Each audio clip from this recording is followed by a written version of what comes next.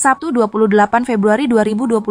Seminggu setelah kejadian yang bikin syok karena terjadi pendarahan dan sempat rawat inap di RS, hari ini waktunya jadwal kami cek ke dokter lagi. Kali ini juga jadi yang terakhir sebelum dokternya pulang kampung ke Jawa selama masa bulan puasa dan libur lebaran. Pokoknya bulan depan sama sekali beliau tak membuka praktek dan baru buka kembali di minggu pertama April. Alhamdulillah ketika di USG sang janin masih bertahan dan terlihat aktif bergerak, suatu yang kami benar-benar syukuri setelah tragedi pendarahan di minggu lalu. Usia janin juga sudah memasuki 4 bulan, tapi kata dokter saat ini tetap harus minum obat penguat dan jangan beraktivitas berat. Alhamdulillah akhirnya Tuhan memberikan kami kesempatan untuk menjadi orang tua setelah 14 tahun menjadi pejuang garis 2. Menghadapi berbagai macam cobaan, keguguran berkali-kali, perkataan orang lain yang bahkan terkadang datang dari teman dan keluarga sendiri, diejek, direndahkan, dan lain-lain. Semoga janin ini terus tumbuh kuat hingga akhirnya nanti kami bisa memeluknya. Sekali lagi terima kasih Tuhan atas kepercayaanmu kepada kami. Tolong berikan juga rasa ini kepada teman-teman yang juga lagi berjuang di luar sana ya Allah, amin.